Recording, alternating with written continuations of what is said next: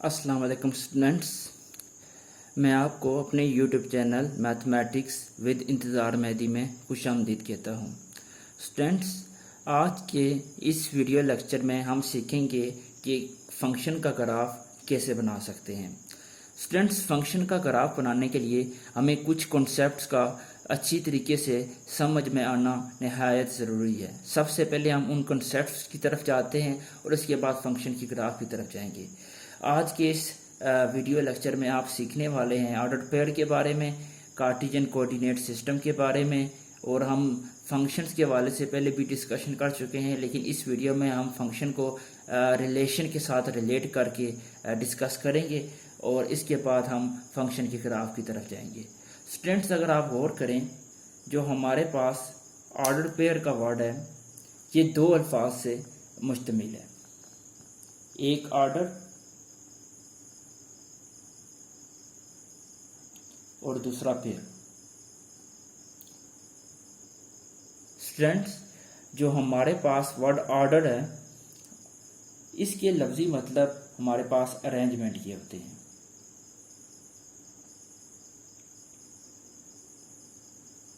और ये जो पेयर होता है आपको इसका मतलब होता है ज्वाइन टू ऑब्जेक्ट्स, या आप इसको कपल के भी ले सकते हैं। आप अच्छी तरीके से जानते हैं जब भी हम मैथ के अंदर ऑब्जेक्ट्स की बात करते हैं तो इससे मुराद हमारे पास एलिमेंट्स होते हैं। यानी कि जैसा कि अगर हम एग्जांपल दूं कि पेयर ऑफ स्पून्स, जहाँ पर स्पून्स ऑब्जेक्ट्स हैं, ठीक हो गया। लेकिन अगर हम मैथ के अंदर इन ऑब्जेक्ट्स की बात करेंगे तो मैथ के अंदर ऑब्जेक्ट्स को एलिमेंट से रिप्रेजेंट करते हैं। और अगर हम इसी ऑर्डर पेयर को मैथ के अंदर लेकर चलें तो मैथ के अंदर इसकी डेफिनेशन ये होती है कि कोई भी दो एलिमेंट्स हैं, क्योंकि पेयर है ना, पेयर के अंदर से दो ऑब्जेक्ट्स इन्वॉल्व होते हैं, या मैं बता चुका हूँ, यानी कि दो एलिमेंट्स इन्वॉल्व होते हैं। तो किसी भी दो एलिमेंट्स के जो ऑर्डर पेयर होते हैं उसको लिखने का तरीक़ाकार ये होता है, हम पैरेंथेसिस डालते हैं, ये पैरेंथेसिस डाली, पैरेंथेसिस के अंदर हम एलिमेंट लिखते हैं, जैसा कि एलिमेंट एक्स और वाई है, एक्स वाई लिखेंगे और उनको कोमा डालकर सेपरेट कर देते हैं, और ये हमारा तरीक़ाकार होता है हम किसी भी ऑर्डर पेयर को लिखने का। स्टूडेंट्स, ये जो हमारे पास फर्स्ट जो होता है इसको हम बोलते हैं फर्स्ट एलिमेंट,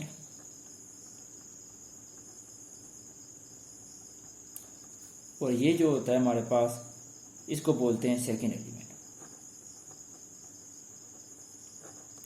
स्टूडेंट्स, आप एक गौर करें, मैंने स्टार्टिंग में आपको बताया था कि ये जो ऑर्डर है इसका मतलब होता है अरेंजमेंट। इसका क्या किरदार होता है, क्योंकि देखें ऑर्डर्ड पेयर वर्ड है, तो पेयर तो ये हमारे पास पेयर का मतलब आपको बता चुका हूँ, कोई भी दो चीज़ें हम ज्वाइन करते हैं, यानी कपल की सूरत में आप ले सकते हैं, जोड़े की सूरत में ले सकते हैं। जोड़ा तो यहाँ हमने बना दी है ना, x comma y. Ordered basically यहाँ क्या किरदार अदा करता है, ऑर्डर्ड बेसिकली तरतीब बताता है, अरेंजमेंट बताता है। यहाँ पर आप गौर करें, यहाँ पहला एलिमेंट क्या है एक्स और सेकेंड एलिमेंट क्या है वाई। अगर मैं इसको इस तरीके से लिख दूँ,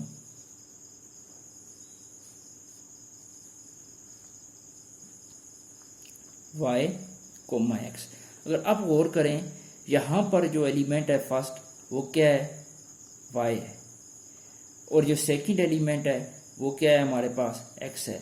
जबकि यहाँ पर हमारे पास जो फर्स्ट एलिमेंट था वो एक्स था और सेकंड एलिमेंट वाई था। इसका मतलब है इसका ऑर्डर डिफरेंट है, इसका ऑर्डर डिफरेंट है, यानी दोनों की तरतीब में डिफरेंस आ गया, दोनों का फर्स्ट एलिमेंट डिफरेंट हो गया। यहाँ जो फर्स्ट एलिमेंट था यहाँ वो सेकंड है, यहाँ जो सेकंड एलिमेंट था और इस वाले ऑर्डर पेयर में वो फर्स्ट एलिमेंट है। स्टूडेंट्स, इस ऑर्डर पेयर के बेस पर हम कह सकते हैं, यानी इस ऑर्डर की वजह से कह सकते हैं कि बाज़ औक़ात हमारे पास कंडीशन ऐसी आ जाती हैं जिनसे ऑर्डर पेयर इक्वल हो जाते हैं। कोई से भी दो ऑर्डर पेयर, इस तरह के कोई से भी दो ऑर्डर पेयर इक्वल हो जाते हैं, लेकिन बाज़ दफ़ा ऐसी कंडीशन आती हैं ये जो दो ऑर्डर पेयर लिखें ये इक्वल नहीं होते। यानी कि ये जो एक्स वाई और ये जो हमारे पास वाई कोमा एक्स है, ये दोनों ऑर्डर पेयर, ठीक है, ये दोनों both may be equal or may be unequal। ये दोनों ऑर्डर पेयर हो सकता है कि इक्वल भी हों, हो सकता है नॉन इक्वल भी हों। स्टूडेंट्स, इन ऑर्डर पेयर के अंदर जस्ट वेरिएबल नहीं आते बल्कि कांस्टेंट भी आ सकते हैं। अगर मैं इसी बात को एग्जांपल दूं, इस तरह मैंने बताया कि ये इक्वल भी हो सकते हैं और अनइक्वल भी हो सकते हैं। अगर मैं इसी में कांस्टेंट की एग्जांपल दूं तो फॉर एग्जांपल अगर मैं 2 लेता हूं, फर्स्ट एलिमेंट भी 2 लेता हूं, यानी मैं ऑर्डर पेयर बना रहा हूं 2 और 2 का, ठीक है, सेम एलिमेंट ले रहा हूं, फर्स्ट एलिमेंट भी 2 ले रहा हूं, सेकंड एलिमेंट भी 2 ले रहा हूं, तो उसका ऑर्डर पेयर कैसे लिखा जाएगा? पैरेंथेसिस डालेंगे, दोनों एलिमेंट लिखेंगे और दरमियान में कोमा डाल देंगे। बेशक यहाँ पर देखें फर्स्ट एलिमेंट 2 है, सेकंड एलिमेंट भी 2 है, ये फर्स्ट है और ये हमारे पास सेकंड है। अगर आप गौर करें तो इसको अगर मैं चेंज करूं, इस ऑर्डर पेयर को चेंज करूं, उल्टाऊं इसको, जिस तरह मैंने यहाँ पर किया था, सेकंड वाले को पहले ले आया था, ये देखें यहाँ सेकंड था वो फर्स्ट ले आया था और जो फर्स्ट था उसको सेकंड ले आया था। यहाँ भी मैं अगर चेंज करूं तो ये देखें इस ऑर्डर पर कोई फ़र्क नहीं पड़ा, ये दोनों इक्वल हैं, तो ये इक्वल वाला केस बन जाता है। और अगर मैं यहाँ पर चेंज कर दूँ, आप कह सकते हैं कि ये जो है हमारे पास इसके इक्वल है। और अगर मैं चेंज कर दूं इस तरीके से, अगर मैं 2 और 3 का लूं तो बाज़ दफ़ा ये जो ऑर्डर पेयर होते हैं 2 और 3 इक्वल नहीं होते, हर दफ़ा इक्वल नहीं होते। अगर इक्वल हो जाएं तब हम क्या कहते हैं? सिमेट्रिक है, ठीक है। अगर इक्वल हो जाएं तो हम सिमेट्रिक, मतलब एक डिफरेंट चीज़ चली जाती है, वो एक अलग बात है। लेकिन अक्सरियत में मैं अगर इसकी एग्जांपल यहाँ पर इस तरीके से लूँ कि ये ऑर्डर पेयर जो है सम कंडीशन जो है ये इक्वल नहीं होते, ठीक हो गया। इन सम कंडीशन आप इस तरीके से समझ लें, ये वाला ऑर्डर पेयर जो है हमारे पास इक्वल नहीं होता। तो ये अनइक्वल की एग्जांपल्स में आप इसको ले सकते हैं। तो बात करने का मतलब ये है कि बाज़ दफ़ा ये आपके इक्वल भी आ सकते हैं, बाज़ दफ़ा ये अनइक्वल भी आ सकते हैं। तो ये है ऑर्डर पेयर। स्टूडेंट्स, अब हम डिस्कस करेंगे कि जो हमारे पास कार्टेशियन कोऑर्डिनेट सिस्टम होता है वो क्या होता है और order pair cartesian coordinate system के अंदर क्या किरदार अदा करता है। जी student, cartesian coordinate system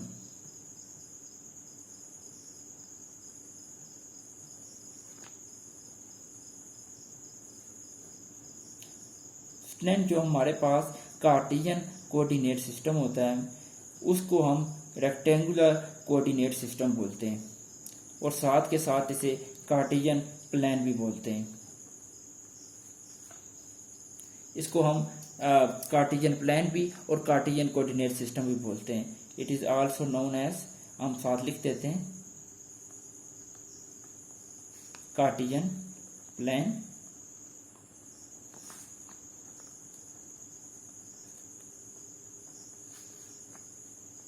and Cartesian या रेक्टेंगुलर आप कह लें, कार्टेशियन के बगैर रेक्टेंगुलर कोऑर्डिनेट सिस्टम।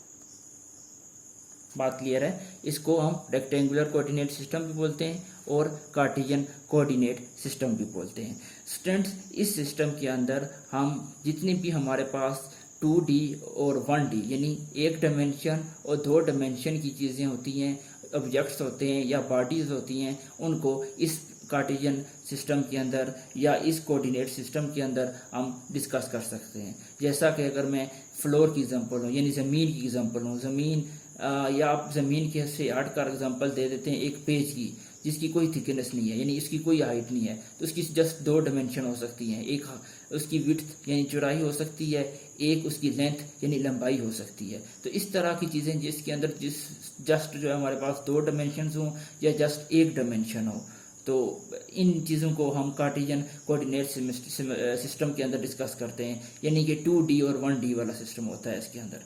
तो इसके अंदर हम ये कोऑर्डिनेट सिस्टम बनता कैसे है, हम सबसे पहले इस चीज को डिस्कस करते हैं। इट कंपोज्ड ऑफ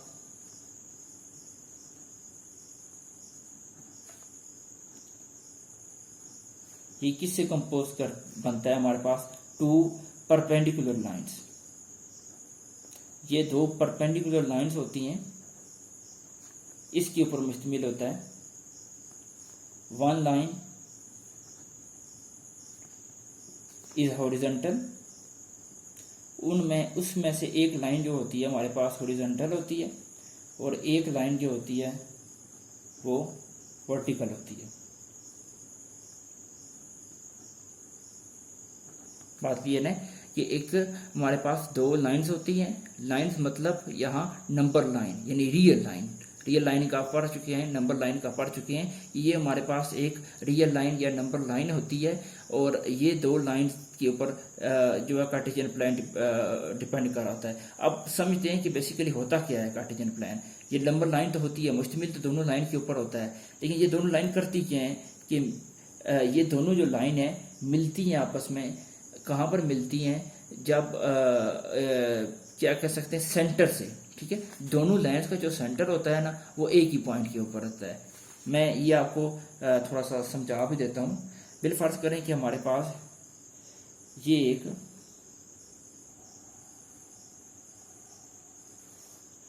एक हमारे पास रियल लाइन है।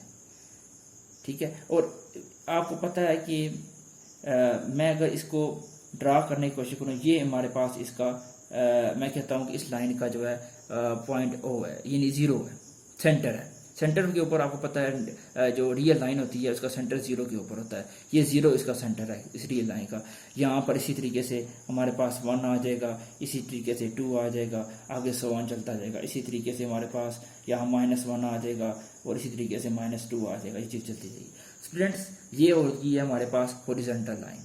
बात क्लियर है। ये पॉजिटिव इन्फिनिटी की तरफ चला जाएगा और ये हमारे पास नेगेटिव इन्फिनिटी की तरफ चला जाएगा।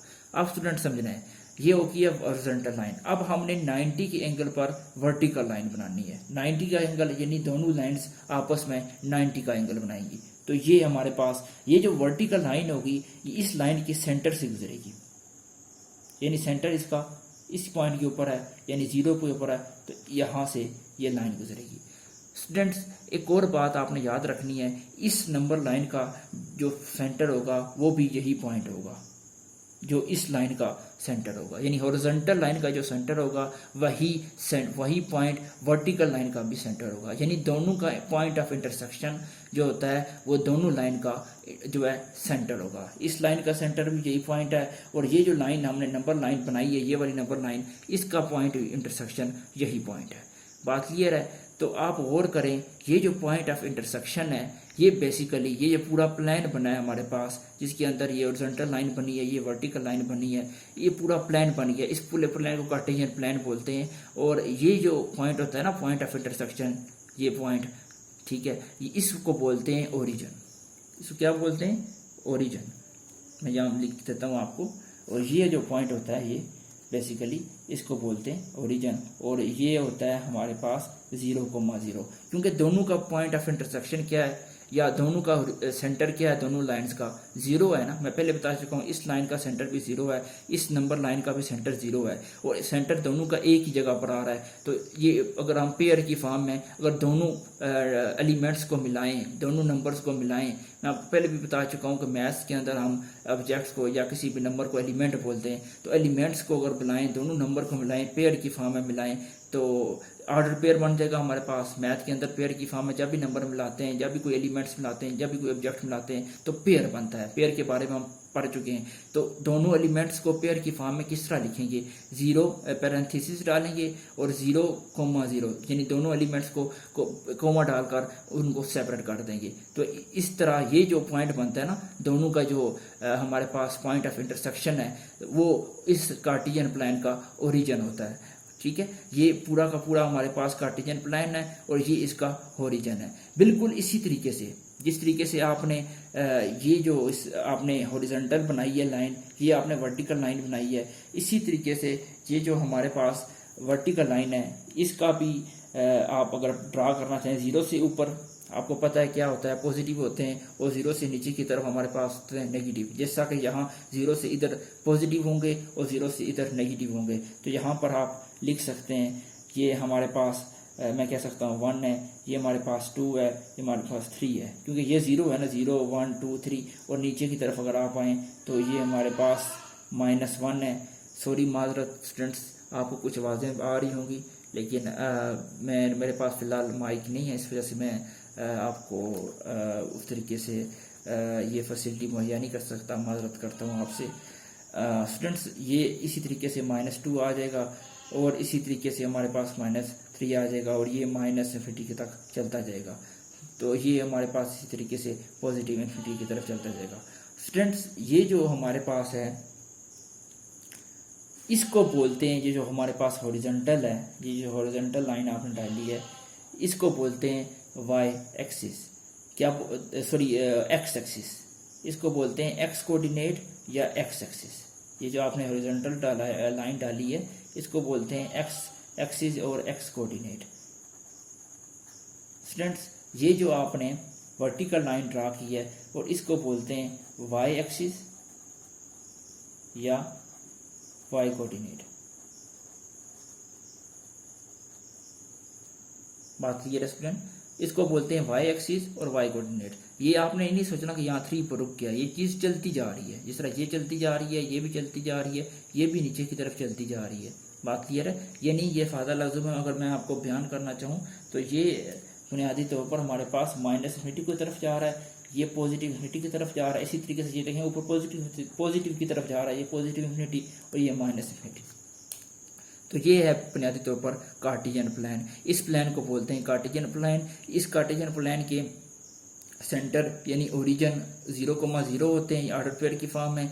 और ये जो हमारे पास वर्टिकल लाइन होती है इसको हम बोलते हैं वाई एक्सिस और या वाई कोऑर्डिनेट। और ये जो हॉरिजॉन्टल लाइन होती है इसको हम बोलते हैं एक्स एक्सिस और या एक्स कोऑर्डिनेट। स्टूडेंट्स आप गौर करें तो यहाँ 4 पार्ट्स बन रहे हैं, 1 2 3 और 4। इन 4 पार्ट्स को क्वाड्रेंट का नाम दिया जाता है। ये जो होता है हमारे पास इसको फर्स्ट क्वाड्रेंट बोलते हैं, ये जो पार्ट होता है हमारे पास सेकंड क्वाड्रेंट बोलते हैं, और ये जो होता है हमारे पास थर्ड क्वाड्रेंट होता है, और ये हमारे पास फोर्थ क्वाड्रेंट होता है। स्टूडेंट्स अगर आप ये भूल जाएं कि आपने किस तरह काउंट करना है, बाज़ दफ़ा स्टूडेंट्स ये गलती करते हैं 1 2 3 4 इस तरह काउंट करते हैं, लेकिन आपने हमेशा आपने यहाँ क्या करना है कि आपने एंटी क्लॉक चलना है। आपको पता है आपकी घड़ी इस तरह चलती है, ऐसे चलती है ना आपकी घड़ी क्लॉकवाइज, आपने एंटी क्लॉकवाइज चलना है। इस तरीके से चलना है आपने कैसे चलना है, आपने एंटी क्लॉकवाइज चलना है। 1 2 3 और 4 ये इसको बोलते हैं quadrants of Cartesian coordinate system या कार्टेशियन प्लान या रेक्टेंगुलर कोऑर्डिनेट सिस्टम। स्टूडेंट अब हम बात करते हैं कि अगर हमारे पास कोई ऑर्डर पेयर गिवन हो तो हम उसको कैसे लोकेट कर सकते हैं। How we locate any order pair in Cartesian coordinate system. Students अगर आप गौर करें तो ऑर्डर पेयर हमारे पास जो आपको पता है इस फॉर्म में आते थे।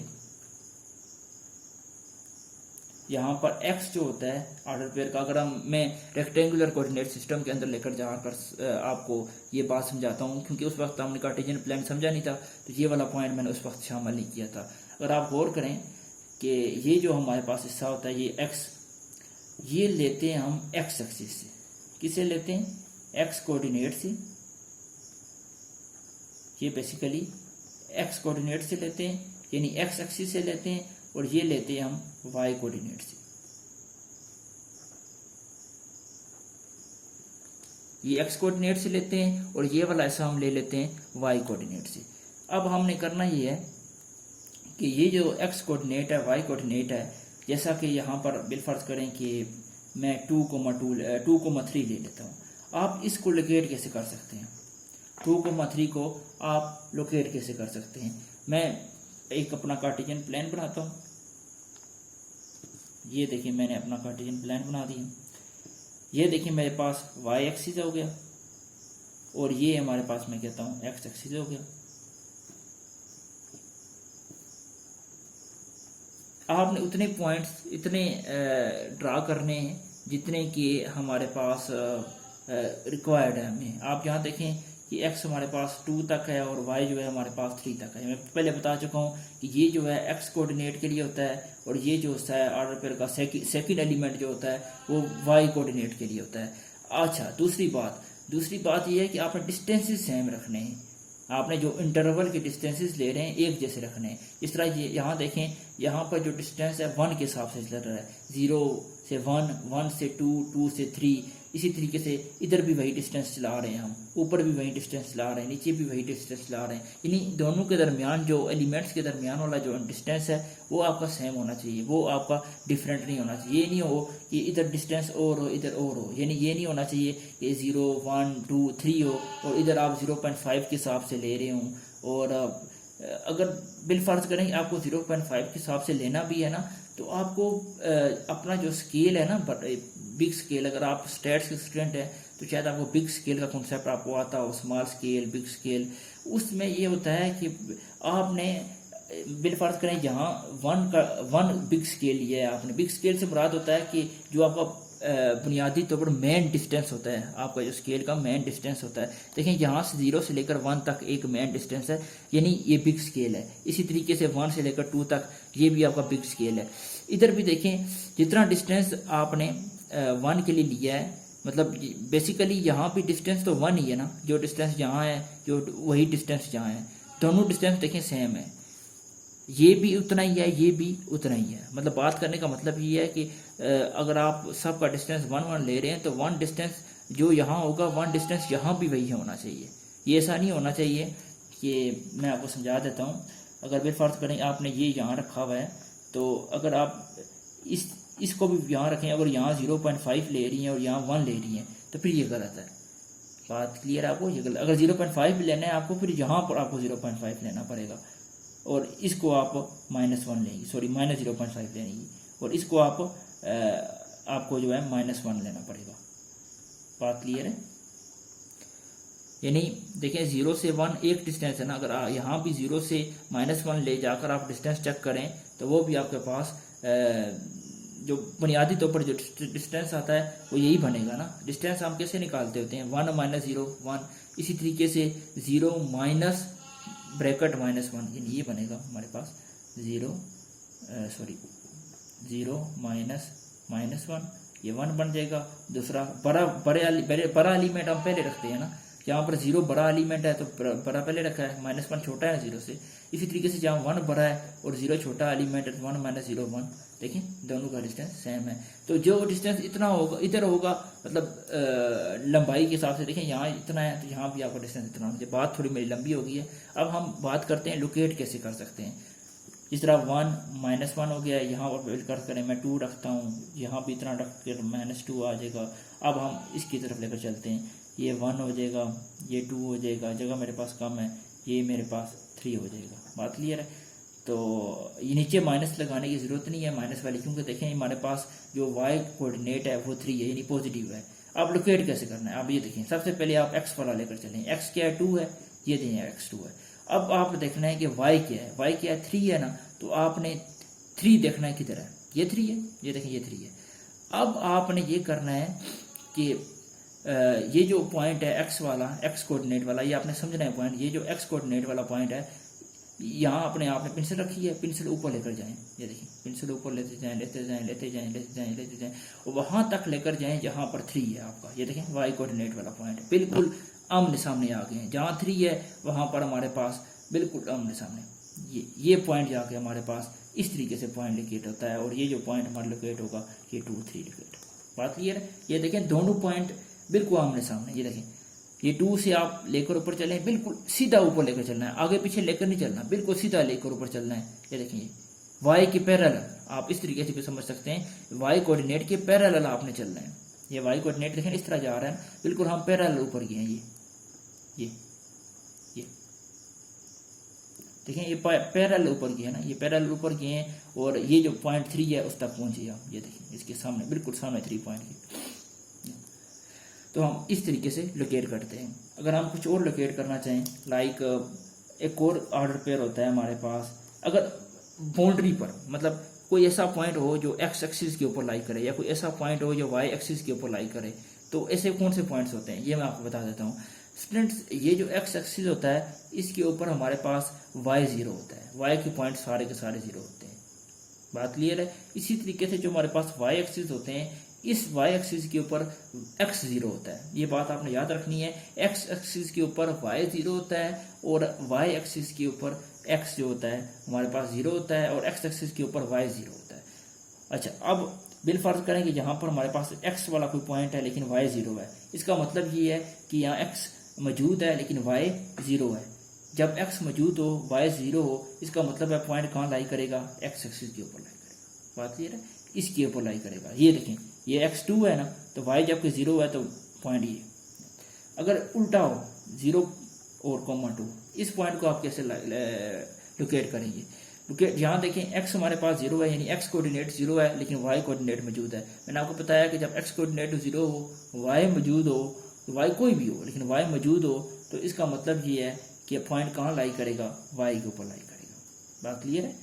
जो पॉइंट मौजूद हो और दूसरा ना मौजूद हो, दूसरा जीरो हो तो पॉइंट फिर उसके एक्सिस के ऊपर लाई करेगा जो एक्सिस मौजूद होगा। जहाँ एक्स मौजूद था तो एक्स एक्सिस के ऊपर लाई किया है, जहाँ वाई मौजूद है तो ये वाई एक्सिस के ऊपर लाई करेगा यानी ये यहाँ पर लाई करेगा।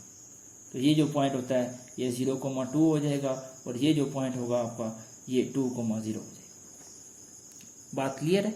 तो हम इसी तरीके से किसी भी पॉइंट्स को लाई कर सकते हैं। अब आपने समझना है कि जिस तरह मैंने यहाँ कोऑर्डिनेट की बात की है तो आपने एक और चीज़ यहाँ से समझनी है, वो ये है कि आप गौर करें ये जो फर्स्ट क्वाड्रेंट है इसके अंदर दोनों पॉजिटिव होते हैं। यानी कि हमारे पास जो ऑर्डर पेयर होते हैं, क्योंकि इसके अंदर सिर्फ ऑर्डर पेयर लाई कर सकते हैं, ऑर्डर पेयर के अलावा कोई एलिमेंट लाई नहीं कर सकता। मैं फिर बता रहा हूँ कार्टेशियन प्लान के अंदर जस्ट ऑर्डर पेयर लाई करते हैं, ऑर्डर पेयर के अलावा कोई भी एलिमेंट लाई नहीं करता। आप गौर करें यहाँ पर ये एक्स वाली टर्म आ रही है, एक्स वाली पॉजिटिव है, वाई भी पॉजिटिव है। ये देखें 1 2 3 1 2 3, यहाँ पर फर्स्ट क्वाड्रेंट में आपके पास सारे के सारे पॉजिटिव ऑर्डर पेयर आएंगे, टोटल पॉजिटिव ऑर्डर पेयर आएंगे। ठीक है, कोई negative order pair first quadrant के अंदर नहीं आ सकता। यहाँ देखें सारे के सारे पॉजिटिव ऑर्डर पेयर आ रहे हैं। बात क्लियर है। तो अब आप बात करते हैं सेकंड क्वाड्रेंट के अंदर। सेकंड क्वाड्रेंट को आप चेक करें, यहाँ पर एक्स नेगेटिव है, ये देखें एक्स नेगेटिव है लेकिन वाई पॉजिटिव है। तो यानी जो पहला एलिमेंट आएगा वो नेगेटिव आएगा और दूसरा जो वाई वाला एलिमेंट आएगा, क्योंकि आपको पता चुका हूँ सेकंड एलिमेंट वाई कोऑर्डिनेट से लेते हैं तो वो पॉजिटिव आएगा।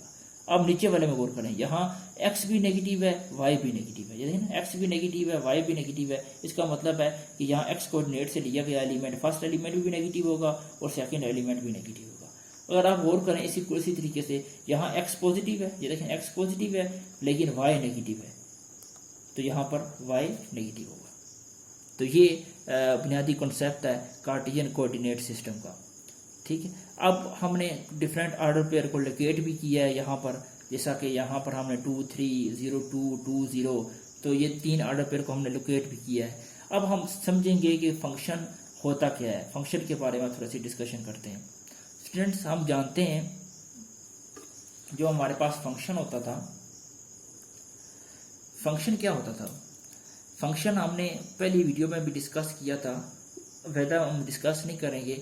वहाँ हमने कैलकुलस के हवाले से फंक्शन को डिस्कस किया था कि फंक्शन एक ऐसा हमारे पास रिलेशन होता है। ठीक है, function basically it's a type of binary relation. ठीक है, फंक्शन एक बाइनरी रिलेशन का हिस्सा होता है या बुनियादी तौर पर एक बाइनरी रिलेशन होता है, लेकिन जस्ट उसके अंदर कुछ कंडीशंस फालतू आ जाती हैं। वो कंडीशन सेटिस्फाई कर जाए या वो रिस्ट्रिक्शन सेटिस्फाई हो जाए तब हम कहते हैं कि वो जो रिलेशन है वो क्या है, फंक्शन है। वो क्या रिस्ट्रिक्शंस हैं, बेसिकली फंक्शन दो सेट्स के दरमियान होता है और इनके दरमियान रिलेशन को शो कर रहा होता है। और इसकी जो कंडीशन ये होती हैं कि जो हमारे पास फर्स्ट एलिमेंट होता है, ये फर्ज करें ये हमारे पास एक फंक्शन है, ये देखें हमारे पास एक फंक्शन है,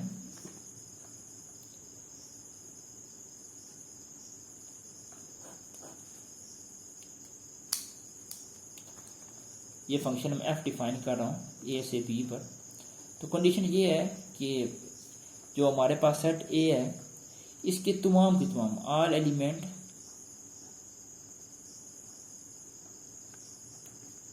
of set A have mapping, यानी तमाम के तमाम एलिमेंट मैपिंग रखने चाहिए या एसोसिएट करने चाहिए, है मैपिंग ऑन बी, ठीक है, यानी बी के ऊपर मैप करने चाहिए, जो सेट बी है इसके ऊपर मैप करने चाहिए। और दूसरी इसकी कंडीशन ये होती है कि यूनिक होनी चाहिए, इनकी जो मैपिंग है यूनिक होनी चाहिए। अगर मैपिंग यूनिक नहीं होगी तो हमारे पास वो फंक्शन नहीं होता। तो बेसिकली होता ये बाइनरी रिलेशन है। बाइनरी रिलेशन आप अच्छी तरीके से जानते हैं कि अगर हम कार्टेशियन प्रोडक्ट लें, हमारे पास कार्टेशियन प्रोडक्ट में हमारे पास आपको पता है कि ऑर्डर्ड पेयर की फॉर्म में हमारे पास आंसर आता है। अगर हम कार्टेशियन प्रोडक्ट लें और कार्टेशियन प्रोडक्ट यानी जो हमारे पास बाइनरी कार्टेशियन प्रोडक्ट होती है, कार्टेशियन प्रोडक्ट लें जिसके अंदर हमारे पास पेयर की फॉर्म में आंसर आए, तो वो जितने भी हमारे पास उसके सबसेट्स बनेंगे, यानी पेयर की फॉर्म में सबसेट्स बनते हैं, वो तमाम के तमाम सबसेट्स जो होते हैं वो बुनियादी तौर पर रिलेशन होते हैं। और रिलेशन के अंदर जस्ट जो रिस्ट्रिक्शंस आती हैं वो ये आती हैं कि जो आपके पास सेट ए होता है, यही दो सेट्स होते हैं ना, तो जो पहला सेट होता है उसके तमाम के तमाम एलिमेंट्स जो होते हैं वो मैप करने चाहिए या उनका पेयर बना हुआ होना चाहिए, ठीक है।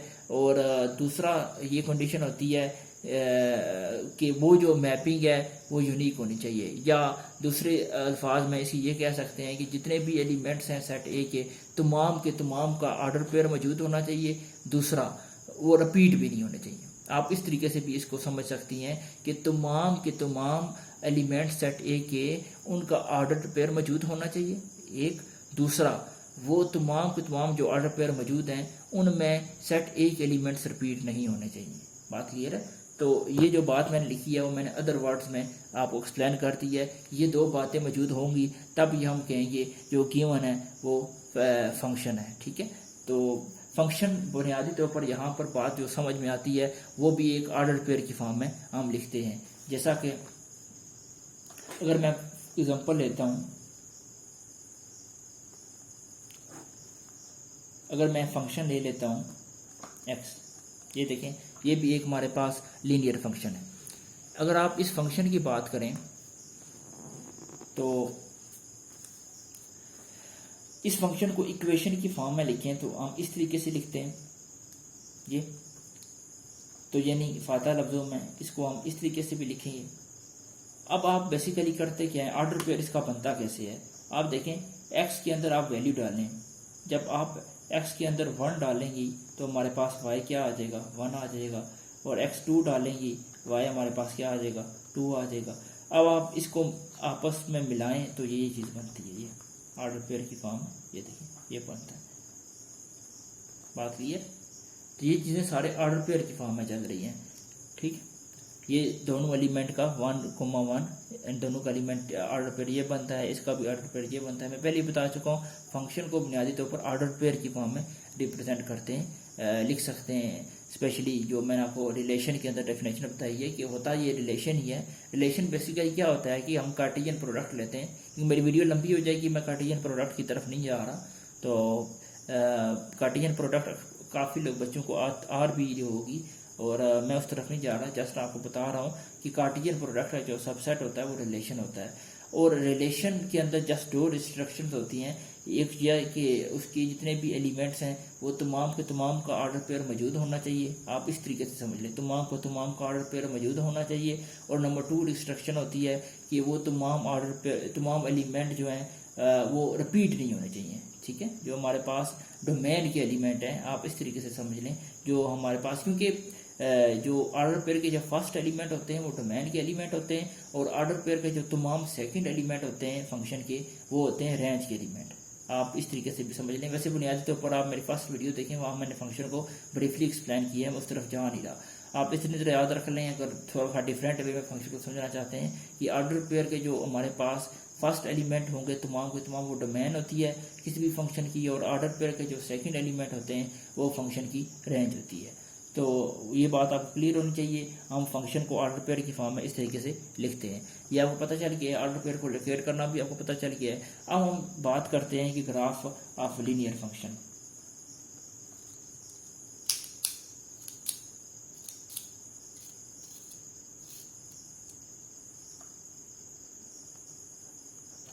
हम किसी भी लीनियर फंक्शन का ग्राफ कैसे बना सकते हैं?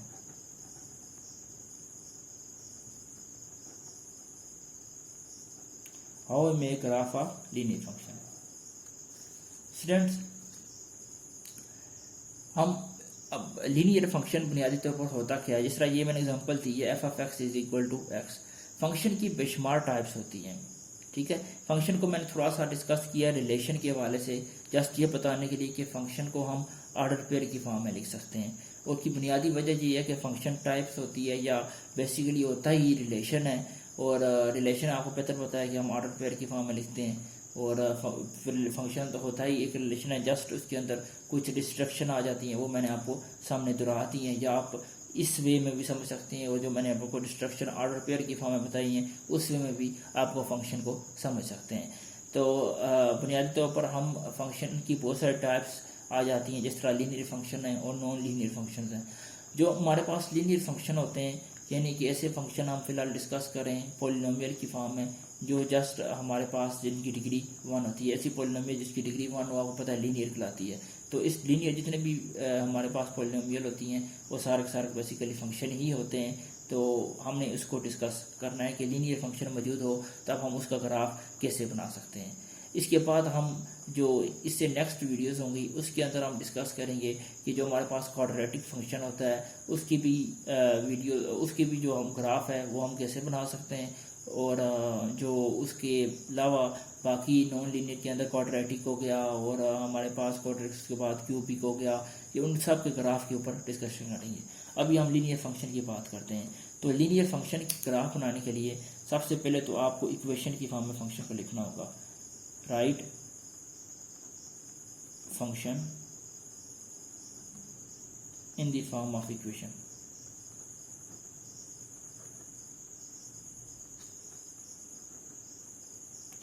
और नंबर 2 जो आपने चेक करना है कि फाइंड स्लोप, बल्कि स्लोप आप छोड़ दें, एक्स इंटरसेप्ट। ये मैं आपको बता दूंगा एक्स इंटरसेप्ट क्या बोलते हैं, इसका मतलब क्या है एक्स इंटरसेप्ट। और साथ में आपने एक्स इंटरसेप्ट के फाइंड करने के बाद साथ में आपने वाई इंटरसेप्ट भी फाइंड करना है। ये दोनों आपने फाइंड करने हैं। इन दोनों को फाइंड करने के बाद आपने क्या करना है कि जो इससे अगला स्टेप होगा हमारे पास, X intercept Y intercept find करने के बाद आपने करना क्या है जी, आपने ये करना है कि जो आप एक्स इंटरसेप्ट फाइंड करेंगे वो पॉइंट पुट करना है और ऑर्डर पेयर हासिल करना है। अच्छा, वो जो ऑर्डर पेयर होगा जो इन दोनों से हासिल होगा, यानी एक्स इंटरसेप्ट और वाई इंटरसेप्ट आप फाइंड करेंगे, इनसे ये पुट करेंगे फंक्शन के अंदर और आपको वाई की वैल्यू मिलेगी। ठीक है, ये बुनियादी तौर पर एक्स की वैल्यूज़ होंगी, एक्स इंटरसेप्ट और वाई इंटरसेप्ट ये बुनियादी तौर पर वैल्यूज़ होंगी। यानी एक्स इंटरसेप्ट में हमारे पास ऐसा पॉइंट हम फाइंड करना होता है कि वो पॉइंट जो एक्स एक्सिस के ऊपर लाई करे। ठीक है, एक्स इंटरसेप्ट में वो पॉइंट जो एक्स एक्सिस के ऊपर लाई करे, यानी वाई इंटरसेप्ट में वो पॉइंट जो वाई एक्सिस के ऊपर लाई करे। यानी ग्राफ फंक्शन जो है हमारा उसी सूरत में एक्स एक्सिस की कट कर सकता है जब पॉइंट उसके ऊपर लाई करेगा। ठीक है, तो इसी तरीके से इंटरसेप्ट का मतलब होता है कट करना। ठीक है, ग्राफ आपका कब एक्स एक्सिस को कट कर रहा है उसका मतलब होता है एक्स इंटरसेप्ट, और ग्राफ कब आपका वाई एक्सिस को कट कर रहा है उसका मतलब होता है वाई इंटरसेप्ट। तो बुनियादी तौर पर कट करने का मुराद ये होता है कि फंक्शन का जो है हमारे पास ग्राफ जो है जब वो पॉइंट है वो एक्स एक्सिस के ऊपर लाई कर रहा है या वाई एक्सिस के ऊपर लाई कर रहा है। तो जनरल हम जस्ट ये देखते हैं कि वो जो पॉइंट है वो किधर लाई कर रहा है, एक्स एक्सिस के ऊपर या वाई एक्सिस के ऊपर। ठीक हो गया, तो इससे मुराद एक्स इंटरसेप्ट और वाई इंटरसेप्ट है। तो हम वो जो पॉइंट होंगे ज्वाइन पाथ पॉइंट, ठीक है, एंड ग्राफ इज फाउंड या ग्राफ इज ड्रा। हमारे पास जब वो पॉइंट्स आप ज्वाइन करेंगे, वो जो दो पॉइंट्स आपको हासिल होंगे, तो वो आपके पास एक लाइन बन जाएगी। आप बेशक उस लाइन को एक्सटेंड कर दें तो फंक्शन का हमारे पास कीमत ग्राफ आ जाएगा। यानी डोमेन के वाले से आप उसको एक्सटेंड कर भी कर सकते हैं तो उससे हमारे पास फंक्शन का ग्राफ आ जाएगा। तो हम सबसे पहले एग्जांपल इसी तरीके से ले लेते हैं कि आपके पास फंक्शन है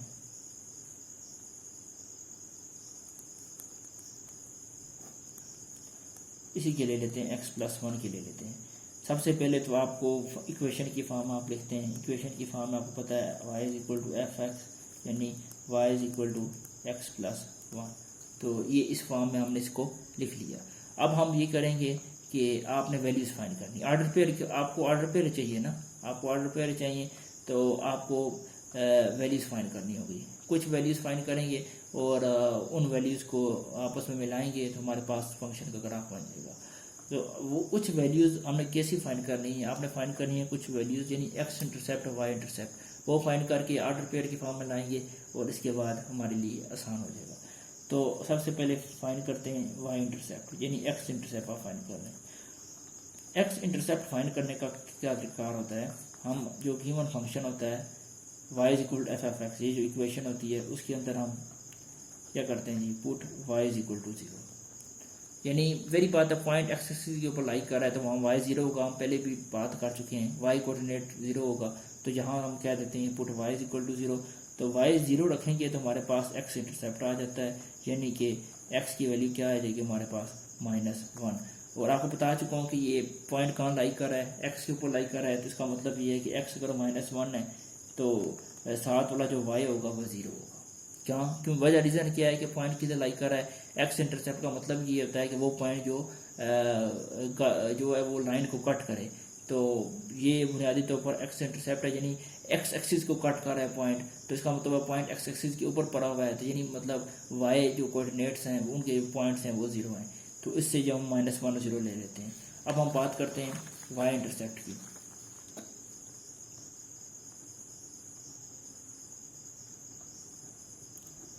वाई इंटरसेप्ट के अंदर ऐसे पॉइंट्स होते हैं जो वाई को कट करते हैं। वाई के ऊपर जो पॉइंट्स होते हैं वाई कोऑर्डिनेट या वाई एक्सिस के ऊपर जो पॉइंट होते हैं वाई एक्सिस के, तो वो उसके अंदर आपको पता है x 0 होता है क्योंकि x कोऑर्डिनेट 0 होगा उस पॉइंट के ऊपर, पहले भी बात कर चुका हूँ। तो यहाँ पर जो हमारे पास गिवन इक्वेशन थी y=x+1, इसके अंदर जस्ट x की वैल्यू पुट कर देंगे तो वो हमारे पास 0+1 आ जाएगा। तो y यहाँ हमारे पास 1 आ जाता है। तो x ऑलरेडी 0 है तो दोनों को मिलाएंगे 0 और 1 और ऑर्डर पेयर की फॉर्म में लिखेंगे। तो आपको पता है पहले x की फॉर्म में लिखते हैं यानी बुनियादी तौर पर x मैं इस तरह लिख देता हूँ x, y और x 0 है और y 1 है। तो ये हमारे पास सेकेंड ऑर्डर पेयर आ गया।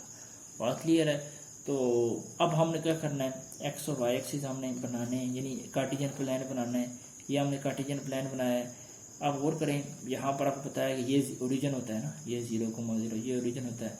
इधर पॉजिटिव जाना है, इधर x का इधर नेगेटिव जाना है। इसी तरीके से y का इधर पॉजिटिव जाना है और y का इधर नीचे की तरफ नेगेटिव जाना है। अब आपने देखना है कि पॉइंट्स कौन से, एक 0 1 है और दूसरा आपने कौन सा पॉइंट y एक्स इंटरसेप्ट -1 0। सबसे पहले हम -1 0 डालते हैं। x देखें ये अगर ये 1 है, ये x 2 है, अगर यहाँ पर फिर x हमारे पास -1, ये हमारे पास -2 होगा। इसी तरीके से यहाँ पर हमारे पास 1 2, नीचे भी इसी तरीके से -1 -2। आप देखें सबसे पहले हमारे पास -1 और 0 है, ये x -1 है और y क्या है 0 है। तो ये सॉरी x इंटरसेप्ट फाइंड कर रहे हैं, वो पॉइंट जहाँ x एक्सिस को कट करता है पॉइंट, तो ये चीज़ बन जाएगी। देखें ये पॉइंट हमारे पास ये x एक्सिस के ऊपर लाइक कर रहा है। ये देखें यहाँ -1 है x लेकिन y 0 है। अब जबकि y के ऊपर कौन सा पॉइंट आएगा, यहाँ देखें 0 और 1 यानी x 0 हो जाएगा और y 1 हो जाएगा। तो ये पॉइंट आ जाएगा। तो ये अगर हम इन दोनों को मैच कर दें, ये मिला दें और इसी लाइन को एक्सटेंड कर दें ये, तो ये हमारे पास बुनियादी तौर पर y=x+1 ये इसकी लाइन आ जाती है। ठीक है, इसकी लाइन आ जाती है। मैं फिर लिख देता हूँ y=x+1 यानी इसका आपने लीनियर फंक्शन का आपने ग्राफ बना लिया। आप बेशक मेंशन कर दें कि ये हमारे पास x एक्सिस है और ये जो हमारे पास y एक्सिस है। बात क्लियर है। तो ये तरीक़ाकार होता है किसी भी लीनियर फंक्शन का ग्राफ बनाने में। हमने क्या किया, लीनियर फंक्शन का ग्राफ बनाने के लिए सबसे पहले आपने क्या करना है कि आपने इक्वेशन की फॉर्म में फंक्शन को लिखना है। फंक्शन को इक्वेशन की फॉर्म में लिखने के बाद आपने x इंटरसेप्ट और y इंटरसेप्ट फाइंड करनी है।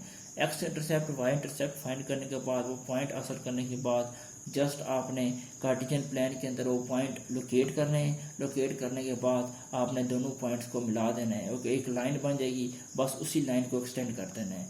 तो ये बुनियादी तौर पर ये एक तरीक़ाकार है जब हमारे पास लीनियर फंक्शन मौजूद हो तो उसको डील करने का। तो मज़ीद नॉलेज जब भी हासिल होगा तो आपको इंशाअल्लाह मज़ीद अच्छी तरीके से एक्सप्लेन करेंगे इस टॉपिक्स को। और आई होप कि ये आज का लेक्चर जो है आपको पसंद भी आया होगा और समझ भी आई होगी। अगर आपको ये वीडियो समझ आ रही है तो आप मेरे वीडियोस को लाइक भी करें, शेयर भी करें और अपने फ्रेंड्स को जो है उनको भी शेयर करें और मेरे चैनल को भी सब्सक्राइब करें। इस वजह से नेक्स्ट वीडियो होगी, हम इसी ग्राफ ऑफ फंक्शन के टॉपिक को आगे बढ़ाएंगे और क्वाड्रेटिक इक्वेशंस, क्यूबिक इक्वेशंस और इनका ग्राफ बनाने की कोशिश करेंगे। और इसके बाद हम लॉगरिथम और एक्सपोनेंशियल फंक्शन की तरफ भी जाएंगे।